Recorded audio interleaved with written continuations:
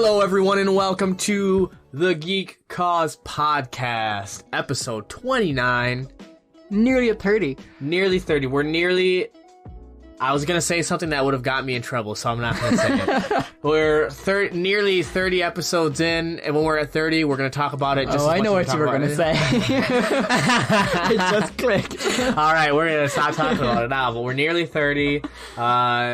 And, you know, episode right before you hit 30, you want to have a big blowout to celebrate your 20s. So That's what we're going to do. We got a slew of topics to talk about, ranging from... A plethora. A plethora. Yes, a plethora. That's a good one. Yeah. I like plethora. That's a good word.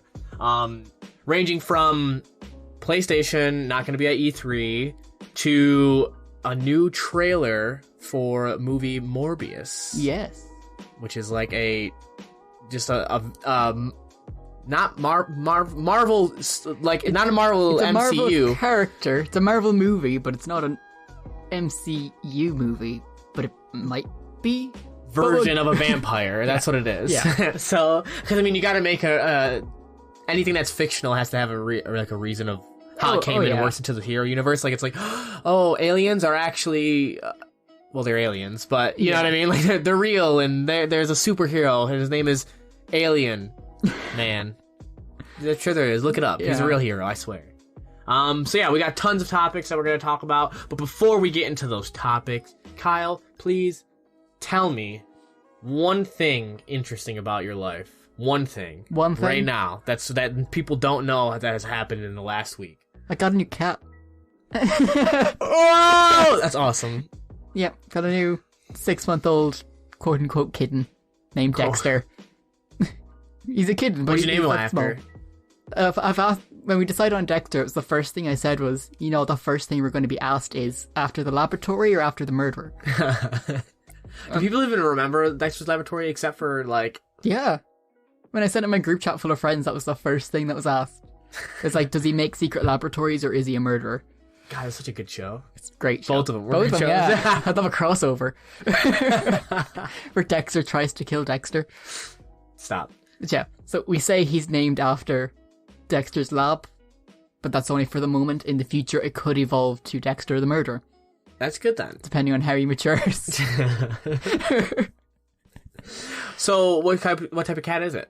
I actually don't know. Wow. Yeah. Exciting. Don't know the exact type of breed. Well, he's a gray cat, right? He's white, and he's a bit of grey in him. And a little bit of brown. Okay, so he's just like He's got kind of splotchy as well. like calico. Kind of looks like almost. he has paint splashed on his legs.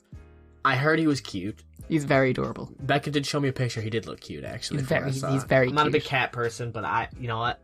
I'll let him pass. He can be part of the Geek Cause. It's Yay! fine. Anything other than your kitty cat? Other than the cat, not really. Been taking it easy. Been relaxing the past while. Playing any games? Watching any movies? Movies. I've been holding off watching anything major because I've been saving for my Oscar watch list. So when the Oscar nominations come out, I do a big watch where I watch every movie that's nominated. And you decide if it's worth... And I choose my winner. Okay. Do it every year. When are you going to start watching them, then? Oh, it'll have to be this week, because I'll have to go to the cinema to see Jojo Rabbit and 1917. Jojo Rabbit? Yeah. Isn't that the one with Hitler? Yeah. What's the premise of that movie? It's a little kid in the Hitler Youth, and Hitler's his imaginary friend. Wow. It's an anti-hate satire. So Taika Waititi looked at it and he was like, I want to tell a story that's anti-hate and anti-discrimination and all of that stuff. So... And he's like, what's the weirdest setting I could choose? And he picked kids in the Hitler Youth during World War II. How are you going to have... And he plays Hitler. But how are you going to have, like, anti-hate in that message when it's Hitler's imaginary friend? In the trailer, you see that he meets a Jewish girl who's been hiding in his attic. Okay. And he becomes friends with her. So his story pretty much evolves around meeting this Jewish girl and his view of pretty much the Nazi empire as it was, how it begins to change. How his friends are all still, like, really into it and he kind of becomes more okay, as time goes along. That's interesting. It sounds interesting. It looked kind of funny from what I was seeing. Oh, like, it looks hilarious. So... Like, Taika Waititi, when he was asked why he chose himself to play Hitler, he said, like, I'm a Polynesian Jew, so I thought it was the best FU I could think of. Fair enough. So it's like, Can't get better than that. I take it. I like it. Yeah. Okay, interesting. So you'll start watching some movies, and then you'll come back and you'll let us know what you think of them. Yeah. Or maybe even have a little special or something like that. Yeah. Have my Oscar predictions. Yeah. Where I can tell you who's going to win what exactly. And totally be 100% right. Because you're going to be able to record yourself now as well. I So now you will can be. start actually doing I'm doing something. things myself now. Yeah, wow. Be independent. Well, don't get too cocky. I mean, Too late. I'm already there. you're already part of this. You Yeah. gotta stick with it now. Yeah, so me and my cat will just be watching movies. Sounds good. Take it to the movie theater. Yeah, just bring it with me. Hide it in your jacket. A jacket. Just pops its head out. Great. So what about you? What have you been doing? Did you get a new cat? I did not get a new cat. Disappointed. That's come on. How? What am I gonna do? Sneak it in the airplane back to the States? Easy to do. I've got a little bit more into The Witcher. Played a little bit more. Was playing some last night. A couple other times. I haven't been too far into it, but Witcher 3 that is. And I thought you meant Witcher 1. yeah, no, I didn't. I didn't mean that. It's a joke. But it wasn't funny because that's the thing that like Well, it's funny. why You just don't have why a sense of couldn't humor. why couldn't it have been The Witcher 1? Because The Witcher 1 is a painful game to play. No, it's all right. Have you played it? Yeah, I have. Have you played it recently? No. Checkmate. Don't talk shit about my guy Geralt in Witcher 1. It's great. With his very pixelated face. He's not that pixelated. It's too smooth. He's to narrow. be fair. He's very sharp. Yeah, he's very sharp. Yeah. He is very sharp. Yeah, but played a little bit more of The Witcher 3. I've already started doing the thing that I knew that I was going to do, which is the very first era, White Orchard, I already did all like the special things in there, like all the secret, like points of interest, you might as well call them. And I went through and I did that, and then I just got into Velen. So So you're still very early on. yeah, I literally like ignored a prologue. I literally ignored doing the main thing just to finish doing everything that I could in the prologue. Yeah. Fair enough. I can respect And that. playing Gwent. Yes. Took me so many times to beat the fucking. I remember it being so easy when I played the game back when it came out, being so easy like for like the beginning stages of Gwent to like beat people. But I played against like the first guy that you can in the what is it, Vizima, and there's like a guy there. Dude, yeah. And I played against him, and I had to play him like 6 times.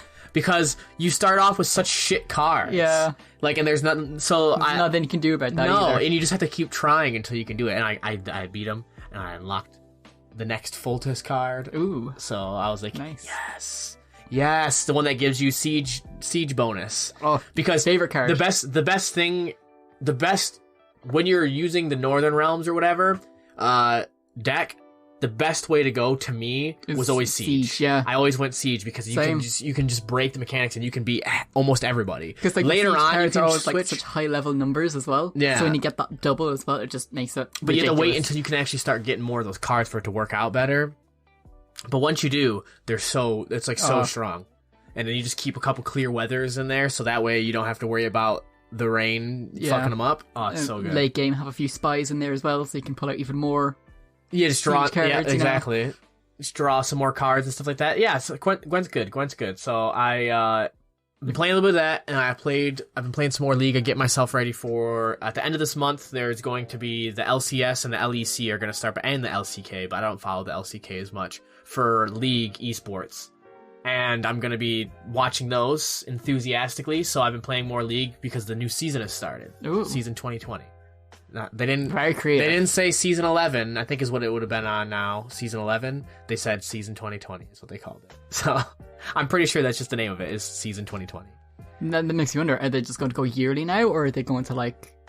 How are the seasons going to work out? Are they just going to like? Oh, and then the next season after this Who knows? season 12. The fact that the game is still going on as strong as it is with as many players is surprising to me, and it just keeps getting. It feels like it just keeps getting more and more popular. It's becoming more of a staple, like one of those things that's always going to be there. And it's like it's more of it seems like it's more of an esports thing as well. Oh, like yeah. now you actually have people that follow it more. It's like football and like baseball and stuff like that. Like people aren't following it anymore. Like aren't going for it as much to play it as they are just to watch others. It's like I know people who have never played League in their life, but watch all the league tournaments. I used to work with a guy that he was like into betting and stuff like that on various things, and he got into betting on League, and so he would watch it just because he placed bets, and he knew nothing about the game, and he would place bets on teams that he just would look at the stats for and try to take his best, like, judge a character, and he would only do betting for it, and would just watch it just for the betting. Yeah, so that's the next big thing, esports betting. You'll see, like, betting sites online promoting, like, esports betting. Most betting sites nowadays that are, like, into any sort of, like, if it's big, they have esports on there now. Oh, like, I know you can bet on everything, like, you know, like, with Paddy Power, you can bet on the weather. Well, that's stupid. Like, usually at the start of every year, you can bet whether it's going to snow in February. Well, guess what? It won't. The only thing it does here is rain. We've had for the last like the past 3 years it snowed in February. For the last 3 months, it's at least rained for an hour a day. Oh, at least, and that's at least. I don't think we've had a single day in the last 3 months that it's not rained. And on top of that, there was the storm yesterday. Yeah, yesterday, and it was even a little bit in the morning. Was it no? It was yesterday and Was it yesterday and the day before, or was it a little bit this morning? It was a little bit this morning. It was windy again. It was a little bit this morning, yeah. It's mainly yesterday. But it was mainly yesterday. Yeah. So, anyways, League 2020. I'm just getting ready for that, so I've been playing more. You know, doing just so fucking great. You know, I'm chalking it up to the fact that I would be a little bit better if I wasn't playing with 110 ms, like 110 ping. Okay, yeah, that's fair enough. So, but you should be able to think ahead. And you should be able to think faster than your ping. You can, but when you're only receiving in the data, like, you know, so much information at a time, and then you're sending it out, it's like, I can be like, oh, do this ahead of time. And I have kind of trained myself to get decent with that when I go back, it's going to be horrendous probably for me. Yeah, because you're going to have to go back to your normal timings. Yes, it's completely different. Like, it's hopefully I'll have, like, at least a 60 to 70 ms, like, a ping switch when I go, just from going back to the States. And that's going to, like, switch up my stuff so much, though. Like, I'm going to have to, like, get used to everything again. Readapt. It's whatever. I mean, hey, that's gaming for you, right? Pretty Online much. Gaming. But going on from that, that's all that's really been going on in my life. So let's go into what's going on in everyone else's life. And starting with that, we have confirmed reports, so actual confirmation, that PlayStation is not going to be, and there's rumors about this, but they're not going to be in E3 2020. They came across and said it straight out now. They're dipping out again. They didn't attend last year either. Second year in a row. Now, last year, people thought they just didn't do it because there wasn't much that they had to say. That's pretty much kind of what they made it come off as. There wasn't a lot to say. Well, it's fair enough, because 2019 was, for everything, was pretty bad. Yeah. It was probably the worst E3. Only good part about it, during E3, was them announcing everything for this year. Yeah, pretty much. That's literally it. Pretty much. And was E3 last year? We had Keanu Reeves? Yeah, that was last year. That was last year? Yeah, that was a year ago 2019. already. Man, seems like yesterday. It seems like yesterday that Keanu Reeves Considering was my dad. You still see memes about it. Yeah. What did he say? You're beautiful. Beautiful. No, it's not beautiful, is it? I thought it was. That he called the random guy that cried beautiful. Is it beautiful? I thought he said, like, no, you're... Maybe he did say beautiful. It's so hard. I want Keanu Reeves to call me beautiful. I just want Keanu Reeves to call me. And just say everything is going to be all right. Yeah, just to hug you, to stroke your head. It's okay, son. The more and more we talk about Keanu Reeves, the more and more you go into this, I want Keanu Reeves to be my dad thing. Yeah, I just really want him to be my father. So anyways, back on topic. Sony Entertainment is going to... Sony Interactive Entertainment, just in case anybody wants to call into question what I'm saying, is going to miss E3 second year in a row. They don't feel like the vision of E3 right now is really fitting into what they envision. So that makes me wonder, with that being their exact quote, are they talking about what E3 has been, or their proposed new ideas for E3? That's a good question, because we know that their proposed ideas were kind of like a blend of consumerism, but also like the companies themselves. Turning it less into a conference and more into an event. But then at the same time, not enough of an event where... It's weird because it's in this weird gray area. So what we found out is that you know, Sony is really wanting this to, like, they want E3 to be a full-on consumer event. Like, let it be just a place for people to celebrate games, you know? Yeah. It should be to celebrate gaming in its entirety. Which I get. There's a lot of cons and conferences and stuff like that have that. Yeah. But, like, have this one be the main one, I get that. The thing is, E3 is too afraid to go full on to that, I think. Because it is a risk. It is a big risk. It is. And so what they've done is they're like, well, we'll kind of blur it. But the way that they blurred it is by, like, adding entertainers from YouTube or whatever. Yeah, turning it into, like, a social event. And so now it's weird because it's in this weird gray area where you don't know, is it meant for, like, that lay person to go to, or is it meant for, like, the businesses to go and kind of just show off their stuff, like, to people that are at home? Like, who is it meant for? Yeah. In my head, I kind of picture it as they're taking Ubisoft's conference every year and turning that into the entire event. No, the way Ubisoft's like, oh, we're all business people here and we're showing you off these cool things, but we're cool and hip and we're going to have this famous person and this influencer and they're going to announce their stuff and it's audience interaction. It's cringy, but, like, it's like a nice blend of what they're doing. Yeah, it's like the Ubisoft conference is always so bad, but I always enjoy it so much. I think there's just too many. It's coming down to this point, though, where I feel like E3 is on the right track for what it wants to add, but I think it's trying to add more into it, but without adding in, you know what I mean? Like, adding in the entertainment aspect of it, of, like, you know, like online influencers and stuff like that. Fine, but, like, with it adding that into that, it's not changing up any other formula. No. So you're adding something that's definitely way more for consumers. Like the audiences and stuff like that are going to be the ones that want to go see influencers, right? Yeah. They're the ones that are going to want to see it.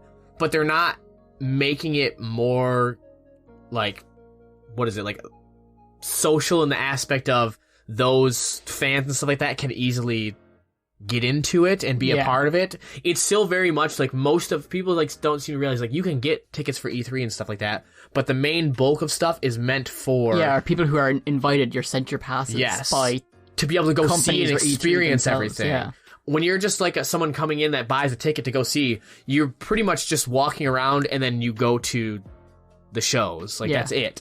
You don't get to have any sort of actual interaction and find out more information. The news people go and do that. Yeah. Like, the people that are going to be going to write an article are the ones that go in and have, like, a nice hands-on approach most of the time. Yeah. You get, like, one demo screen that you have to stand in line for 5 hours for to be able to play the game. That's usually what it is for the consumer. And I think when it comes down to this, I get why Sony is pulling back from it, because they're blending, E3 is trying to blend it together, but what it's doing is it's not really, like, benefiting the consumers as much. Yeah, I can get that, and Sony pulling out from it makes sense, but at the same time, pulling out from it isn't going to help it in any way. It's because I think that they're really trying to see what they can gather up together to have their own event. You think Sony are just going to push to have a Sony event? I think that all of these businesses, especially in the type of world that we're living in, like, having something with multiple facets to it means that those conferences and stuff make the money. They make the most money because they're the ones getting the people in that, like, hey, we're important, you have to pay us big money to get it. It's kind of, look at the trend of malls in the world. Right. Like, malls are dying because people don't want a one-stop shop anymore, because you just go online for that. You can just go online. They want an experience. Yeah. So, like, even something as far as, they still get busy, but, like, I know where I'm from, especially in the States, it's because they during the time that malls were, like, such a big thing, they built so many. So, like, in my hometown, the mall there, everything's leaving it because the rent, for one, like, that they make you pay is exorbitant, because they think that they, like, oh, this is a nice premium, like, retail spot, but you get a small space and you pay $5,000 a month for it. Oof. It's like, no, that's not good. So places are just leaving it, and it's cheaper for them to build their own buildings. Yeah. Their own little things that are the same size, and just sell from there. Or just creating, like, little shopping centers where there's buildings around, kind of like how Kildare Village is. Yeah, where it's more so just like, it's not one mall conglomerate. These are just a bunch of buildings built beside each other. Exactly. And so even it's like a 30-minute drive from where I'm from, but it's like in a richer area. the mall there was just recently, like, it was a huge mall. It had like 2 or 3 floors. I think it was 2 floors. And it was like a really decent size. It was just bought out, and they're pretty much planning on closing like almost half of the stuff in there and like opening up places for people to live within it. They want a greenery area where you actually have like a little park on the inside. Oh. Like they want to do like all this crazy shit to make it an event. Yeah. So you want to go there for that. Yeah. It's one of those things where like specialized things that and I think we've actually talked We about have this before. talked about this before. Because when it came to GameStop, when it came to stuff like that, people want specialized things again, because if you want to just buy a random generic thing, you just order it online. Yeah. You go on Amazon, or you go to, the company website and just order it from them. Yes. If I want a generic event, it's like whatever, then I'll go to any of the cons that show up that are smaller, cheaper, but have like a decent amount of stuff to them still. But you don't go to E3 and then like there's not like a ton of booths that you can buy stuff from. It's most like, and you might have a chance to like look at certain things ahead of time, but am I going to need a pass? Do I need to have to prove that I have some sort of like ability to talk to people or whatever to get in? So it becomes this thing where I get it. These businesses are like, well, if we just have our own event, we can say, this is our Sony event where we talk about all of our publishers, all of our stuff like that, everything that goes on with Sony, but we make it also full on for the consumers to just come and celebrate our games. Yeah. So we can have whatever event we want, and everything the money that we spend is all from us, but it all gets back to us as well. Yeah. It's a very Sony thing to do, though, the way you just explained it, where it's like, we want to celebrate games.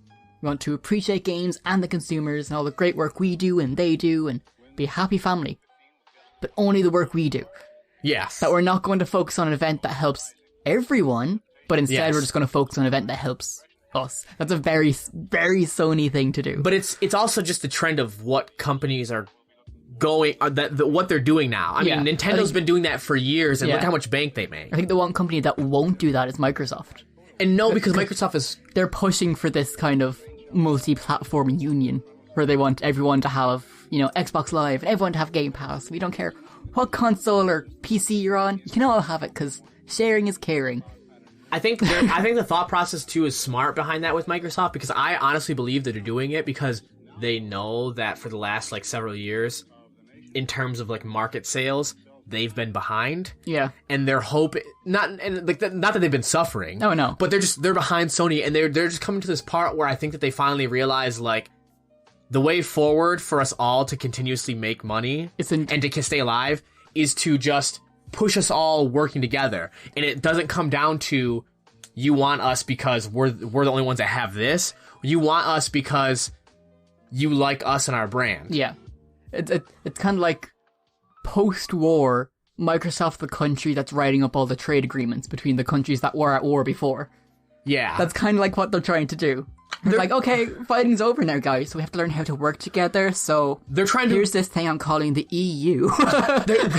they're trying to sort of make the fanboyism be the positive thing instead of the negative thing. Yeah. Whereas Sony, every time it announces something, it seems like they're talking about it in a way to make the fanboys of whatever system argue against each other. Whereas Microsoft's like, no, we are fanboys, but let that be the only thing. The only reason you want Microsoft is because you're a fanboy of Microsoft because you like Microsoft. Yeah. And let that be the only thing that separates us. Everything else is based on whatever personal preference. Yeah. Like buying brands of, graphics cards, there's constantly arguments between it, but at the end of the day, there's no major rivalry there because it's like, sure. Consoles are all the same. So consoles, it could be the exact same thing because they are the exact same thing. The only one that's been different, and we've seen this multiple times, is Nintendo, and they do that intentionally because that's how they get their market is by going against the grain. They're doing the gimmicky thing. But Sony and Microsoft are the same.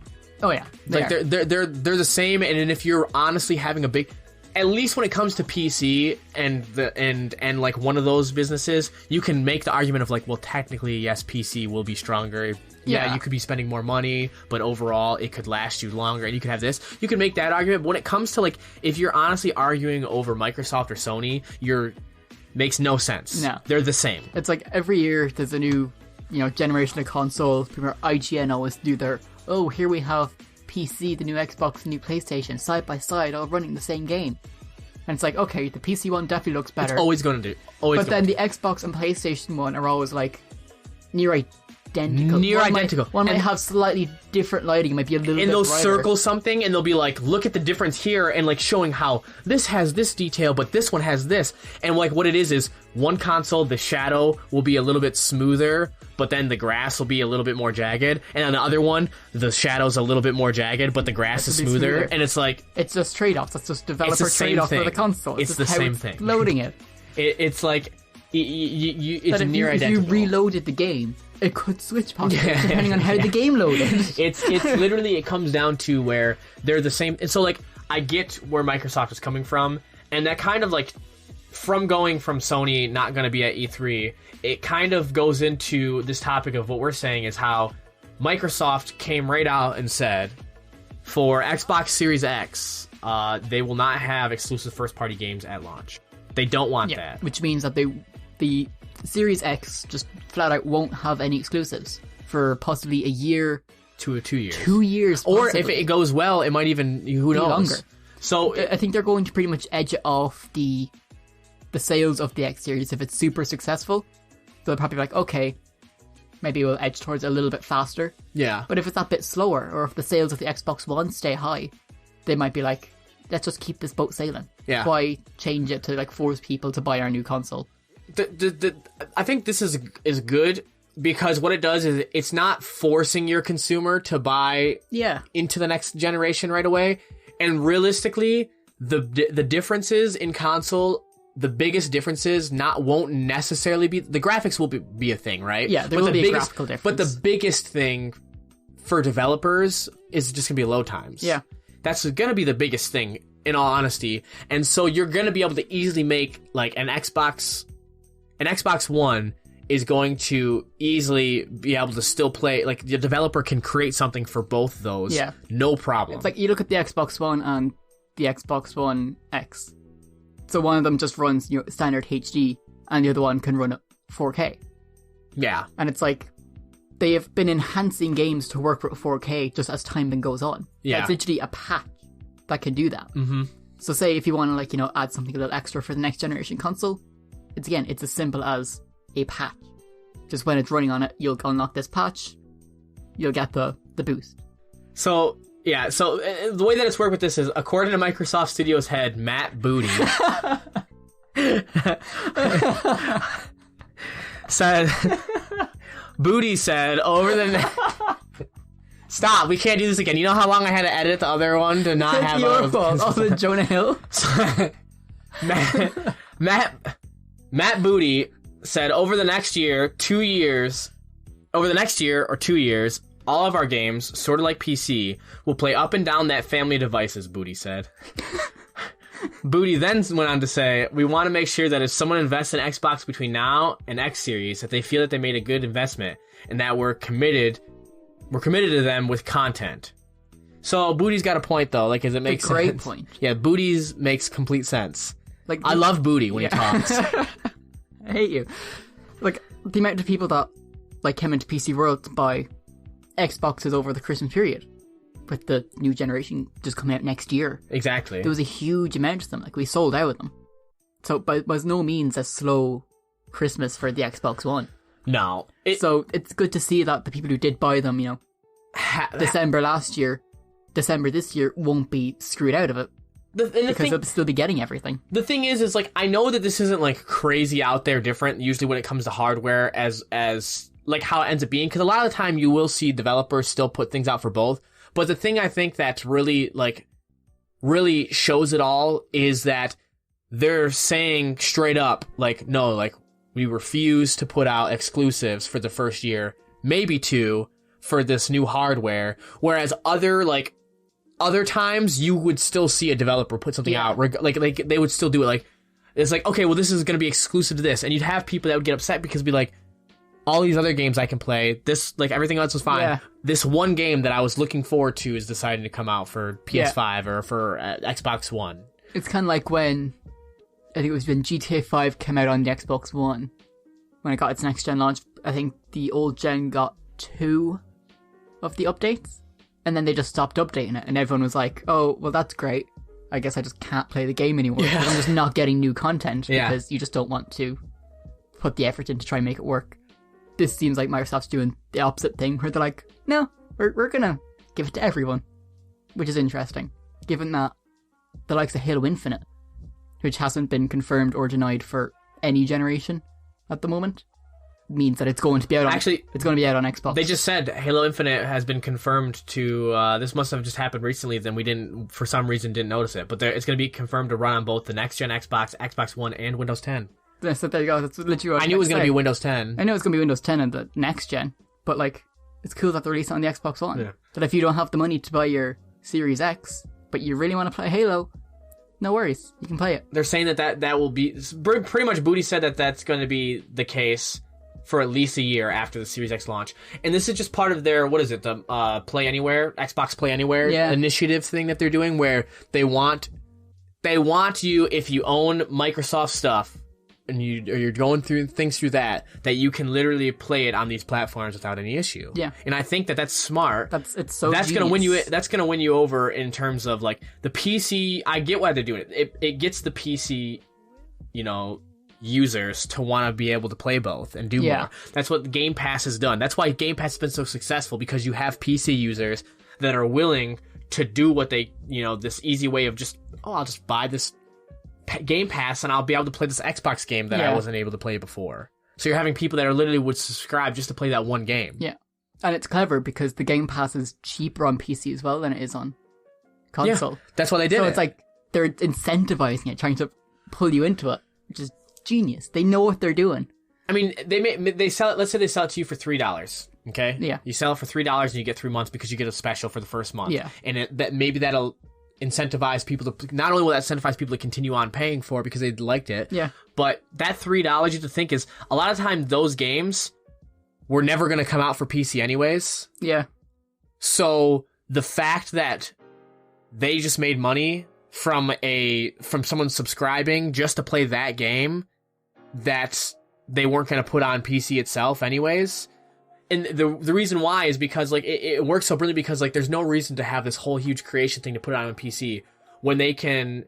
That's why sometimes there's issues too, is because Xbox One and like Windows 10 have done such a good job of trying to like just work together automatically. Like, super compatible. And so sometimes you'll have issues with the Game Pass games on the PC. Like I've seen people talk about that it doesn't work beautifully, and it's because certain games aren't. Yeah, and technically the Game Pass on PC is still a beta.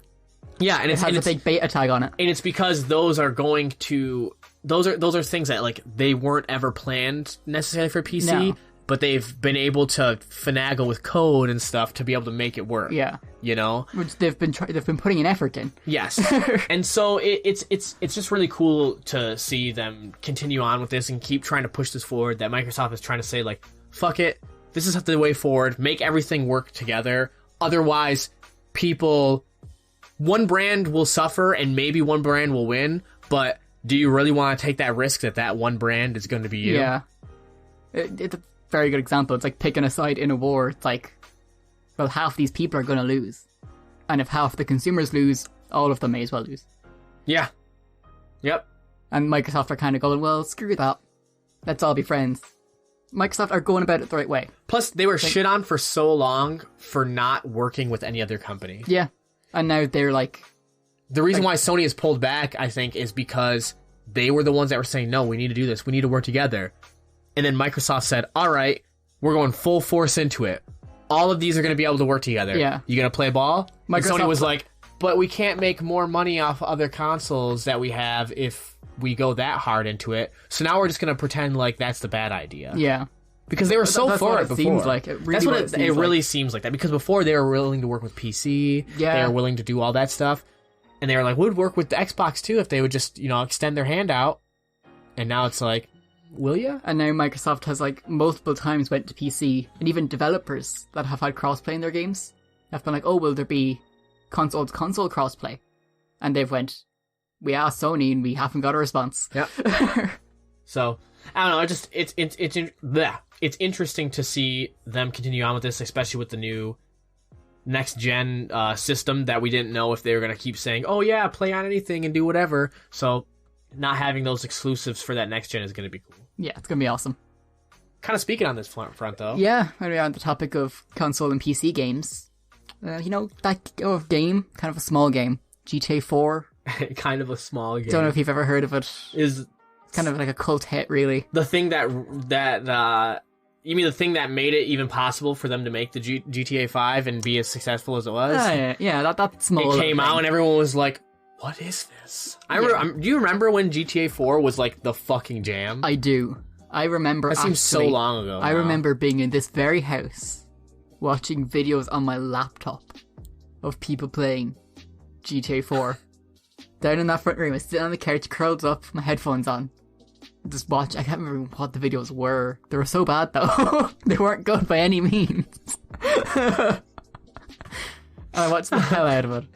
But it's sad news about it. So it'll no longer be for sale on Steam.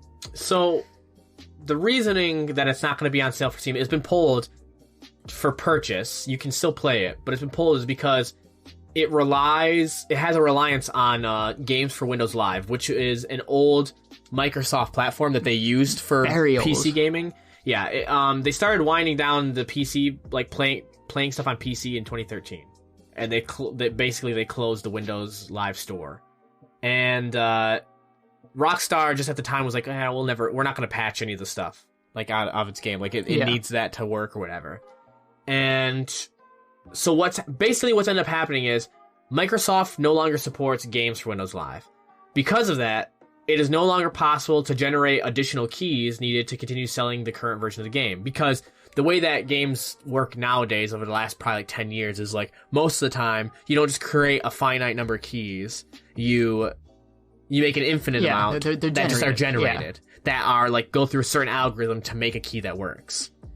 And that's one of the reasons why like people can generate keys sometimes, and you can get fake keys out there for like other purposes because it's easy to do that if you know the algorithms.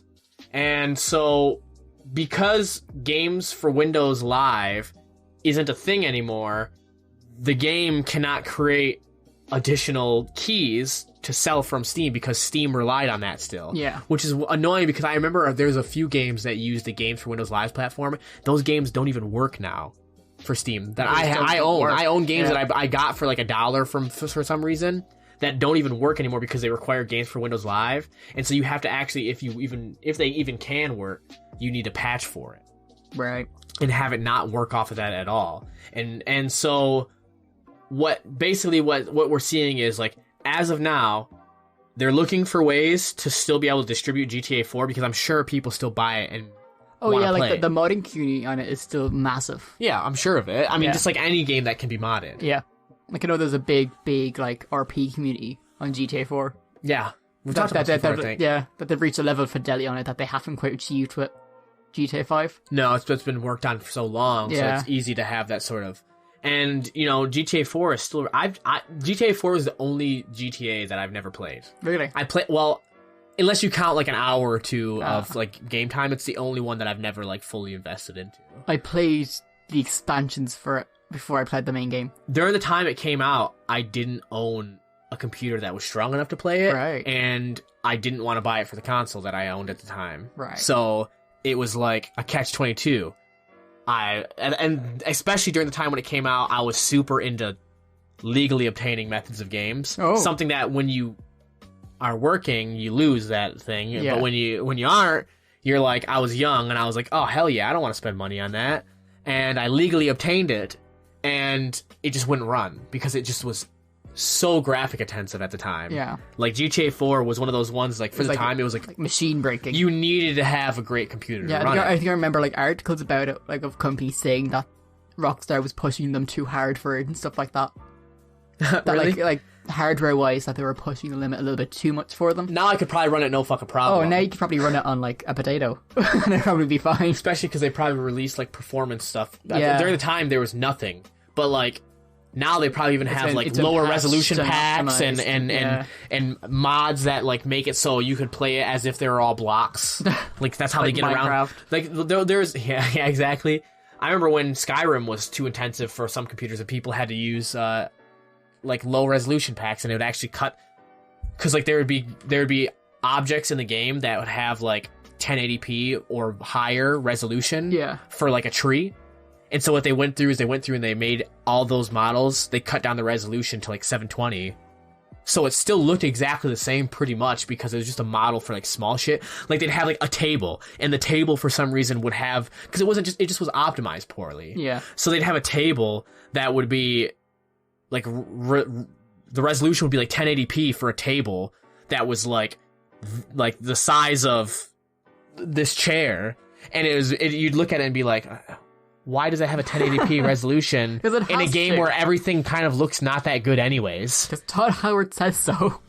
So there's like downsampling and stuff like that. So I'm sure now you could run it on nothing. Oh, yeah. But anyways, on to the main topic of this is, yes, if you want to play GTA 4, you want to buy it and play it from Steam, I'm sure there's got to be, like, maybe GOG doesn't need it, or maybe something else does. I don't know, because I thought you could only buy it. You want to know who you're probably able to buy it? Where? The Rockstar Game Launcher. Oh, yeah. Isn't that being... No, it's not being taken away. They're just putting their games back on Steam again. Oh, are they? We talked about that, remember? Did How we? Rockstar is saying that they're going to be releasing something on Steam as well? Like, they're not making it exclusive Rock. Yeah, they're not making it exclusive Rockstar. Yeah, I'm just saying. Red Dead was coming onto Steam. That was yeah. it. You still probably be able to just get it on the Rockstar Game Launcher, though. Anyways, I'm sure. I doubt they're angry about that. They're like, oh no, the only place you can get it now is on here. That's a shame. But yeah, so it's simply because that platform can't generate codes, so they just can't sell it. They literally can't sell it to you right now. That's kind of sad. Hopefully it'll be something that'll be fixed. I'm sure. Yeah, I'm sure. Going on from that, this is an interesting topic that I kind of wanted to talk about real quick because it we got to continue Star Wars now until the end of our days because we do Star it every Wars, week now. Star Wars is like functionally back in the mainstream media. It is. It's big. It's hype. It's big again. It's the cool thing. And we haven't seen this since, like, if you don't count since the beginning of like Disney buying it and making since the the first beginning of time, Force Awakens, but like 2006 was The Revenge of the Sith. I think so. Somewhere around there, right? We're not too far off. And pre-Disney acquisition. And so for like 6 years about, because Force Awakens came out when? 2014? 2012? 3, 4, 5? No, it wasn't 2012. It was like 2014, 2015. 2015, The Force Awakens came out. So up until then, there was a severe lack of Star Wars going through it was like no one massively wasn't that big. You know what I mean? Like games wise, I think the only games that came out between we had like the Old Republic, the last episode 3 and the new ones was, and the Old Republic did okay, like for what it was, but then it went free to play and it did even better when it was free to play. Yeah, there was like the Force Awakens game, not the Force Awakens, freaking Force Unleashed. Yeah, those came out. But like in terms of like overall, no one was like, "Oh, I fucking love Star Wars." It was always just me. Yeah. It was always just me. It was just you by yourself in me the corner. Playing KOTOR and KOTOR 2 and just enjoying those games. But like that was it. And so we're seeing a resurgence of Star Wars, like in the main, whether you like it or not, or whether you think the new movies did good or not. Star Wars is a thing, and you're probably gonna hear us talk about it a lot more. And on that, because it's such a thing now and it's such a big thing, they're carefully making sure anything that comes out, because they want it to fit their lore, they want it to be in the universe properly. If it comes out, they want it to be canon. Yeah, they want it all to be interconnected and be able to work with each other and not break lore and the world. On this, apparently Star Wars Jedi Fallen Order, great game, originally started off as it started off, that's what they wanted it to be, and it almost didn't happen that way because Lucasfilm was like, no, create something different. Yeah. So according to this article on Games Radar, there's a podcast. What is it? The AIAS Game Maker's Notebook podcast. Wow, that's a mouthful. Can you think of a longer name for a podcast? God, why don't you just come up with something cool like the Geek Cast? Yeah. But they did an interview with the game director Stig Asmussen. Stig. So, apparently, when they were first starting to like come up with ideas for the game, they were like, okay, we want to have something where there's like a lightsaber focused game. Where it's like, because Stig worked on the God of War franchise, so he's super. They're the people that he had working with them, because not technically, more often than not, like, game directors will keep a certain crew of people that they like working with, and that worked on similar things. It's like film directors who have, like, their go-to cinematographer, their go-to and composer, actors, yeah, look at Quentin Tarantino. Well, he's the worst for it. So he did work on the God of War franchise, and he's very into, like, that melee style of game. And they came up with an idea of this lightsaber focused game.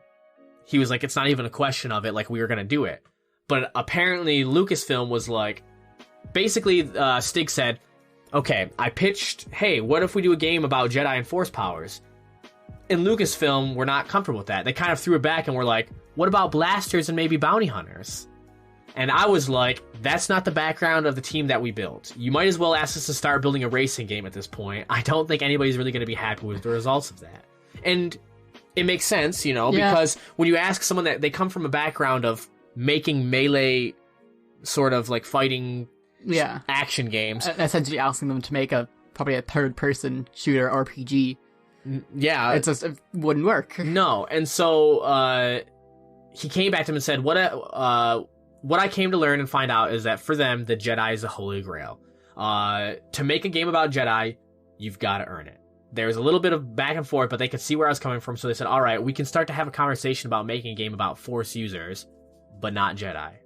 So what ended up happening is it took so much convincing that they finally were like, all right, fine, you can have a Force user, but it can't be a Jedi. That's how we ended someone up. That's maybe Force sensitive. Yeah. And then it went to, the game comes out, its name is Jedi, so obviously there was a big relationship that needed to be built there. And they spent that whole time working on it, probably throwing out days and being like, here's how this works. Now, do you like this idea? How does this work out for you? Does this come out? And it went from being, we don't want you to have don't mention the Force, don't mention Jedi, just make it about, like, bounty hunters and, like, the universe. Yeah. You can use the universe, because then if it's really bad, even though we don't want to make it not canon, we can. Yeah. It's like we can ignore it then. Or if it is canon, we can just say, like, it's in this part of the universe that doesn't matter at all. Yeah. As they always do in Star Wars. Oh, it's based in the Outer Rim. And nothing in the Outer Rim ever really interacts with each other unless it's in the main, like, stories. And then not only did you have, which is funny, because not only did you go from having, they didn't want these properties to be used, like the Jedi and the Force users and stuff like that, because it's their holy grail, but then it went into, not only do they use that, and they're using that, but they're going to planets that people know. Like, there's a couple planets that you're like, oh, never really heard of that planet really, like, too much. Yeah. Only in extended universe stuff. And then all of a sudden, like, Dathomir, where Darth Maul came from, and then they go to Ilum, where you get the saber crystals. And you're just like, all right, these planets that we haven't really gotten heavy confirmation for since Disney acquired them. Places, well... So it's like Ilum wasn't a place, because in old canon, Ilum was the whole, you go there to get your kyber crystal. Something funny, I don't know if I told you this. Is it about Starkiller Base? Yeah. Yeah. Did we read that together? I don't think we did. No, I think we just both read it separately. But that Starkiller Base was confirmed to be on Ilum? Ilum, yeah. And if you look at Ilum in Jedi Fallen Order, you see the mining strip gone around it. Starting to dig into it. Yeah, and they did that purposely to show that it was... in the process. That was in the process. And that's pretty cool. That's all part of it. This is the reason why they were so strong, though, on these core ideas, is because if it's going to be canon, it's going to be something intense, it needs to be good. Yeah. And that if you're going to use that put properly. the effort into it, yeah. Because they had to prove themselves. That over the development, Lucasfilm was giving them more and more of a lead as they came out with better stuff. You remember the point in time when like George Lucas was very, very protective of his property, and like you did have to kind of go through some like red tape to get it, and then it moved away from that, and it was just I just let me work on it. Yeah. And then I'll consider that good enough, but it has to follow my vision. Yeah. And so what ended up happening was he would work on stuff and it would come out terrible because of it. Yeah. Because he would work on it and he knew nothing about games. Yeah. He knew he was coming to that point where he was starting to not be good with the Star Wars universe because he just was coming up with random bullshit. He was just making stuff up. Like, I remember an interview with him way back when, during the prequels, and someone asked how Anakin got his scar over his eye. And he's like, oh, you have to ask the guy who writes the books. Because I don't know, he'll explain it. In my head, he tripped in the shower. That's an exact George Lucas quote. He's stupid. He's actually stupid. Like he was starting to lose his head with it. Yeah. And he was coming up with how ridiculous can we push it, because... And I think that's why Lucasfilms have gotten so protective after that. Again, because they were like, Star Wars, when it was its own thing, was fine. We want people to work on it, and we want them... Like, they evolve us and we have to hear about it, but, like, let them come up with the creation and we'll tell them yes or no, instead of us going in and telling you how to make it. Yeah. But we still want a protective where people can't just do whatever they want. Yeah, more so lead you in the right direction. Yes. Rather than pulling a George Lucas. Like, it is a meme that it was honestly a meme that George Lucas would go in on something and the whole creative control would go to him. The reason why that bounty hunter game that we were gonna be able to Star get, Wars 1313 or 31, is because Lucasfilm and George Lucas were like fucking around with it. Yeah. KOTOR, I'm pretty sure, almost would have had to went through him if they didn't if it wasn't for the fact that George Lucas didn't care about the games at that point. Thank God he didn't. So it's one of those things where you look at this and you understand exactly why they're so protective of it, especially now that Disney owns it. Yeah. They're going to be protective anyways. Yeah. Because Disney is very... But that means when it comes to games, though, the quality of them coming out, at least in relation to the lore and the universe as a whole, is going to be of a very high standard. Because it means they're being very critical about it. And I probably, since they wanted, bounty hunters and blasters, we'll probably see a resurgence of that bounty hunter game, probably under a different name and a different development team. Yeah, a lot of people with same idea that read this article were kind of commenting and saying, hey, why didn't they just let that game come out, because it would have been amazing. But you have to remember though that there was other factors. I read this it was back when I don't know if they have them here for GameStop if they're partnered with them, but Game Informer, it's partnered with GameStop, at least back in the States, and it's basically you can sign up for your pro version of GameStop's whatever, their what is it called, their membership, their membership card things. Yeah. And when you would do that, you would get subscribed for 12 months for Game Informer. They just partnered with them. So and it was just a gaming magazine that they'd send you, and it'd have a bunch of stuff. And I remember I had got mine and I read it, and it was talking about the failure of that happening and everything that happened, and it was because of so many more reasons than just development was a mess on it, wasn't it? That there was just so many conflicting. Yeah, there's just a bunch of issues, and a bunch of issues. The game's core ideas were great, but they had to restart, I think, once or twice with everything. Yeah. Because it just was no, this isn't gonna work.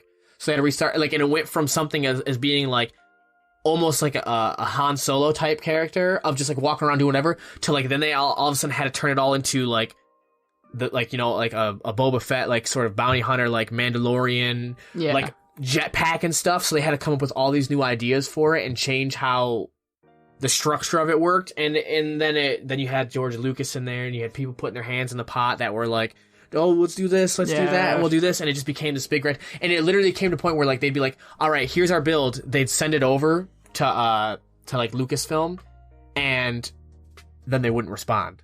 And they would send something else over, and they wouldn't respond. And they did this for it was several months while they were working on it. They were sending and they just didn't hear anything. And then they ended up finding out a month later or something like that, after they had waited this whole time, they were oh yeah, we're not doing this anymore. And the studio had to close down because they had spent all that funding and all that time into that. And they're yeah, we're not doing that anymore. Scrap it all, after not corresponding for so long. And I remember it being such a big deal when it happened. Yeah. What I can see happening, though, is they're still going to go ahead with that, but with this new, outlook and team, and possibly developed by a little-known studio that's been acquired recently by a certain other studio head, if you know what I'm getting at. I feel cough, Dice LA, cough. Responds the CEO or whatever. You're talking about a company that makes shooters. Yeah. They could very well do that. It'd be good. I'd be down for that. I would be 100% okay with it. You know what? At this point in time, I'd be fine with anything that gets put out by any of the companies that are kind of working with the Star Wars franchise right now. They're all fairly competent. They're starting to get it. Yeah, like DICE are starting to get it with Battlefront 2, which means if they go for a third or make a new franchise out of it, it's going to be good. And I'm sticking to my guns that games are overall getting better. Oh, without a doubt. A bad game now is what would be considered a great game 10 years ago. Even less, like 5 years ago. Yeah, to be fair. And the reason, like, I feel like gamer standards are what's pushing it up so high, and that's fair, I get it. But, like... as games get more ambitious, our standards are rising, so devs have to keep upping it. So, like, you know, you had, like, Kingdom Come Deliverance come out, and... such a good game. Good game. I heard, you know, great things about it, but it didn't do gangbusters because it was being compared to The Witcher 3. Yeah. Which is, like... no. I get it, but that doesn't mean... just because The Witcher 3 came out and was, like, a huge rounding success... yeah. Doesn't mean that every game can be like that, you know what I mean? And... the comparison I made with that I seemed fair, was I compared it to Skyrim. Yeah. An open-world first-person RPG. But people wouldn't agree with you. There'd be a lot of people that wouldn't agree with you. You know what I mean? Whereas I think it's a perfect comparison. Where, like, if you were to do that, people would be like, oh no, Skyrim's way better. And it's just like, that's just the nature of the beast, because they're comparing something by holding it to this. People still to this day think that Skyrim is one of the best RPGs of all time. And to be honest with you, this is coming from someone who's put more time into Skyrim without beating the main story than probably most people that have lived. And, it's a great game, and for its time, it was a brilliant. Yeah, but comparing it now, years old now, comparing it now to what RPGs are out there, it's not. Even if you compare The Witcher 3 to Skyrim, like, Skyrim's a fucking joke. Yeah, quite literally. Like, in terms of story, acting, the world, character models, like looks wise, It's a joke. It's a great game for the time it came out. It was revolutionary, and I sunk a ton of time into it. But, like, this is the problem, is as we get further, games are going to be held to a higher standard. And because Skyrim was amazing for its time, you know, people are going to be expecting that to come out. They're not fine with things being slightly not as good or the same. Yeah. They want it to be better. Which means the next Elder Scrolls is going to have to be something mind-blowing. That's why they've been working on it for so long. Exactly. But, like, we need to spend, like, another 15 years on this game. They're pretending like they've only worked on it for, like, 4 years. We've only been in development for about 4 years or something like that. They've been in development since 2012, I bet you. They've been, since Skyrim came out, they've been working on something. Yeah. And then they've been changing they probably had to rework the entire models and meshes and everything because they've had so much blowback about using the same ones for so long. Yeah. They're probably updating everything, changing everything. So... but going on from that this is what I'm saying is Star Wars games, I'm excited for each one to come out, because I'm going to find it really, really hard nowadays for any of these major developers to come out with a bad... like, you'd have to really make some mistakes to come out with a bad game nowadays. Like a bad Star Wars game. Because, like, you've got the Star Wars universe, which is so rich of content, but the old canon stuff, a lot of it hasn't been confirmed as canon yet. So you have so much to play with. You have so much empty space and old things that you could bring in. And that it's hard to mess it up. But if you did make a bad Star Wars game, it'd kind of be impressive. Yeah. Because it'd be just like... nowadays. How? Especially with the resources and the companies that are in ownership, if you made one bad... like, say what you want, Battlefront 1... like, Battlefront... the Star Wars Battlefront that came out by the first one by DICE... wasn't bad, it was everything else about it. Yeah. Battlefront 2 was not bad. What other Star Wars? Those are the only... they're the last two big ones, yeah. There was no other Star Wars other than, like, Star Wars Dance Revolution. There's no actual, like, or like game something games. like side thing. There's been nothing that's come out in a like nothing flagship. Yes. So, you know, we have a lot to look forward to, and knowing that they're being so protective of their property, it makes it even better, because that means that they want whatever to come out to be good. Yeah. Which is, I never thought I'd be saying that about, especially Respawn, a company that came from people who used to run the company that made Call of Duty. Yeah, exactly. The pinnacle of storytelling. But they did that back when Call of Duty was a franchise that cared about the game. When it was good. Yeah, when it cared. Not that it's not... It's kept coming back to form. I saw something just real quick. Modern, in terms of Call of Duty games, Call of Duty has been played, like collectively as a whole, has been played more than... What was it? It was like more hours than the existence of like the world or the earth or something like that. It was like something. It was like a nuts amount of time. That's impressive and kind of sad as well. Like the creation of Earth is it's like there's like more fucking hours played. It's something like really stupid and nuts. I'm not surprised what? Though. But yeah, moving on from that, here's another really actually interesting figure to talk about is Awesome Games Done Quick 2020. Which, if you don't know what Awesome Games Done Quick is, it's basically like speedrunners that have like live streams and events for charity, like raise money for charity. They do these speedruns of games and they talk to people and like explain what they're doing while raising money for various causes. So, for Awesome Games Done Quick 2020, it officially concluded, I think like 2 or 3 days ago, and they raised $3.1 million. A lot of money for the Prevent Cancer Foundation. That is 3.1 million playing games. Yep. And just playing them fast. Just speedrunning. I remember watching a video of, I think it was the Games Done Quick guys, where he was doing like a glitch and he stopped while it was like loading or waiting for it, and he takes out like this little thing that he'd built to explain how the glitch works as he's doing it in the middle. A little model? Yeah, like a model that he'd built. That's hilarious. Like paper and sticks. Like 3 That's hilarious. How he was like glitching through the ground. Dude, speedrunners are so smart. You have to be so like sickly smart to be able to do all that stuff. You have to learn the code of the game. Like there's people out there that literally do. Yeah. But yeah, so then they released a figure that in the last 10 years, I think that's when they had their first event. In the last 10 years, in all Games Done Quick events, they've crossed $25 million raised for different charity events. Amazing.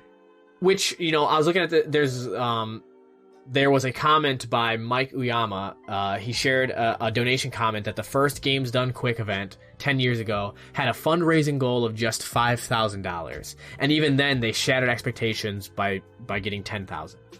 Like that's, imagine 10 years ago that like you shattered your goal by $5,000. 10 years, yeah. And now you're making 3.1 million just for these charity events. And it's 10 years ago. That was like back before streaming and stuff like that or anything like that was a major. Would have been like 2009, 2010.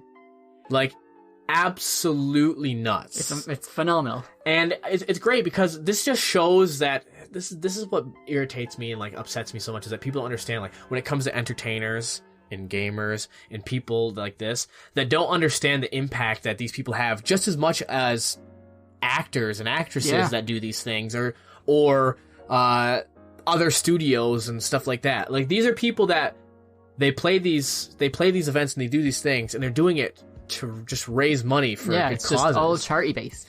And you see how much love and admiration goes. Like I mean, like look at something as small as not as small, but as take like one man. Like everyone knows who Markiplier is for the most part, right? Yeah. When it comes to YouTube, and like I've fallen in and out with his content of what I've liked and what I want, like, you know, stuff like that, whatever. But he went from being like a nobody, and I remember watching him around then because I was like when I was into the YouTube stuff more than anything. Into the YouTubes.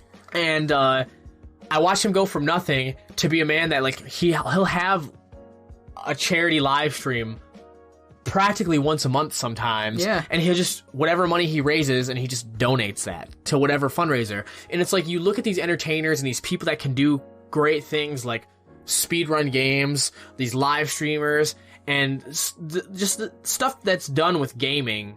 And we've took it from these people that look at it and say, oh, it's just games. Well, why you spend so much time playing these games? Or who cares about that? Yeah.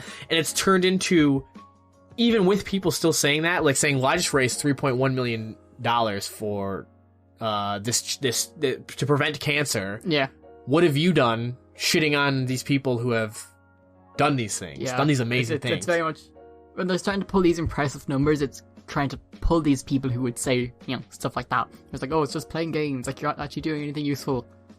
it's kind of shutting them up. It's kind of like, oh, well, you know, if I probably streamed for another day, I probably would have broke 4 million. Yeah. Like, they're not even in a joking way, they probably would have. Yeah, for sure. And like, you can't really look at them and then say that they're not doing anything, that they're not having an impact. It just goes to show you that, like, doing something that is such a niche thing. Like, if you really think about it, speedrunning is becoming way more popular. Oh yeah, but it's still so niche. It's still pretty niche. Like, yeah. I would watch it just to be impressed by, like, one game. Oh yeah. I'm not the type of person that would sit there and watch a speedrunner play the same game 4 million times to do that. Where there's people out there that are enthusiasts about that, where they would watch their favorite live streamer that does speedrunning play the same game every day and try to get the best time out of it. Yeah. It's like there's one guy I watch on Twitch, and he does the Souls games.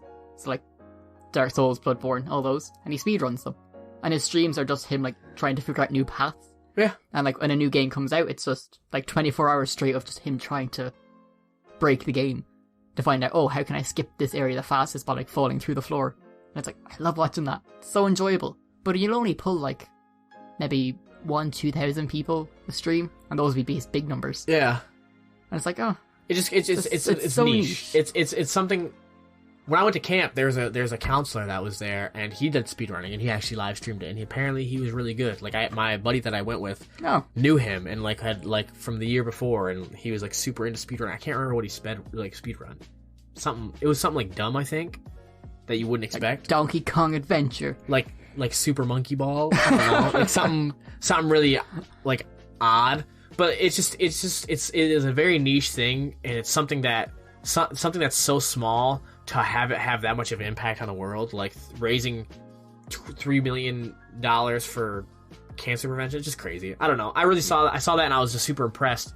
And it's just so interesting because you have these companies that they could do so much better than they're doing instead of just worrying about the money for themselves. Yeah.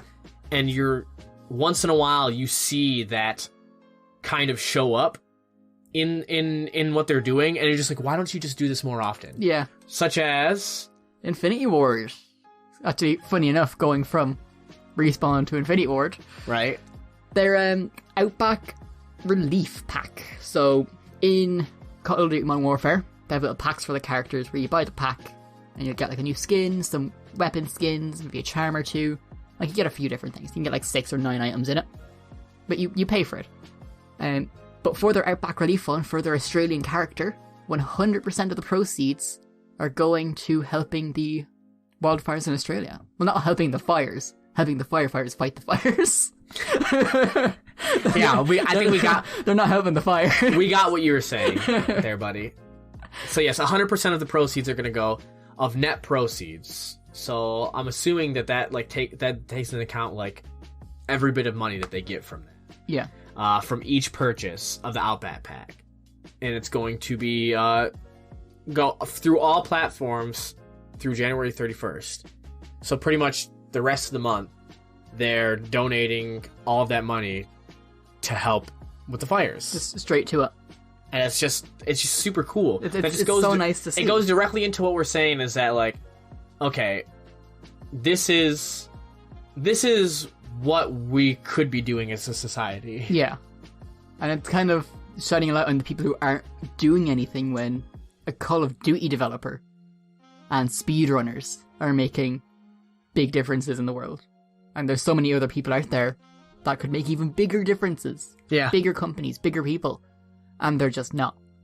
The fact that there's so much still that hasn't been done for the Australia wildfires, and I'm not going to get into political aspects of it, but there's still so much that hasn't been done. Yeah. When you look back when we were recording the podcast, I don't know if we had mentioned it, but like the Notre Dame fires that ended up happening, that was we could get a whole new church. Yeah. And stuff. It was over like 25 million. They got like literally in a week. Literally in like a week. Yeah. Not a joke. And Australia is literally burning. Yeah. And it's like when it comes to like famous people who were donating, like a bunch of them donated to Notre Dame, and like only a small few have donated to Australia. Luckily, the ones who have donated have been swinging out big numbers. Like Chris Hemsworth took a straight $1 million out of his bank account. Leonardo DiCaprio donated $3 million. it's funny enough because on this, talking about that, there was I can't remember what Golden Globes, and Joaquin Phoenix came out and he said, it's all great that you guys are talking about this and giving your support. Yeah. But he came out and him and it's very awkward, hard for him to get out his words, like social anxiety. I love him so much. He comes out and he says like, you know, like I know that it's been said before, but like, it's great that we're giving them our thoughts and prayers, but they need more than that right now. I seen that. I've seen a post on Instagram. Someone talking about like, oh, we need to like positive energy. A lot can be changed to positive energy.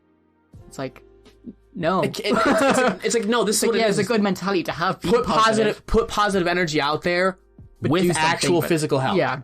Do both. Be positive in the situation, but also do something. Yeah. And that's what Joaquin Phoenix was saying. He's like something as much as he's like, I know that we all have to fly places all the time. He was like, how about maybe not taking your own private jet?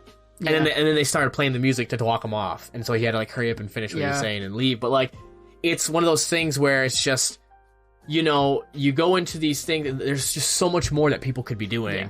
And they're just, I wish that if these game developers and these speedrunners can give stuff when they don't even, it's not like speedrunners are making bank. No, they're not. Infinity Ward might be with their Call of Duty, but like that's why it's good to see them be like, well, if you buy this, then we'll put all 100% proceeds. Yeah, not like 50% or 75%. No, they're like, we're going to put all 100% of net proceeds, every penny from it. We're not going to make a profit from this. Yeah. Which it's nice to see. Exactly. But speaking of Joaquin Phoenix, did you actually see he got detained? He was at a climate change protest in Washington with Martin Sheen and someone else. The girl, a woman, an actress, she's been pushing a bunch of like climate change protests. She's been like arrested like 4 times so far because of them. What's her name? You know the girl I'm talking about? Jane Fonda. It was Jane Fonda. Jane Fonda, yeah. She's been like arrested. I just want to make sure that we gave everyone else credit. I want to make sure she got credit. She got credit, and it was her, and I think her, Joaquin Phoenix, and I think it was Martin Sheen. We're in Washington. They're on the steps of somewhere, some Capitol building, I think. And obviously, Jane Fonda avoided arrest this time because if she got arrested another time, she'd actually get proper jail time for it. Yeah, probably because it'd be her 5th, I think. But Joaquin Phoenix and Michael Sheen got cuffed and brought off. I mean, like, not good that they got cuffed, but, like... Good that they're, like... Good that they're standing up for what they... And this was, like, the day after the Golden Globes. Like, whatever anybody wants to say when it comes to, like, the political agenda of this stuff, like, this is the type of thing that actors and actresses need to do to show that they mean something when they want change in the world. Yeah. Don't post on Twitter talking about here's this, and I feel this way.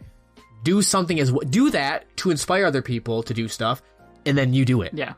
And then there's people like, I think it was Kylie Jenner posted a thing on Instagram about like being sad about the wildfires in Australia.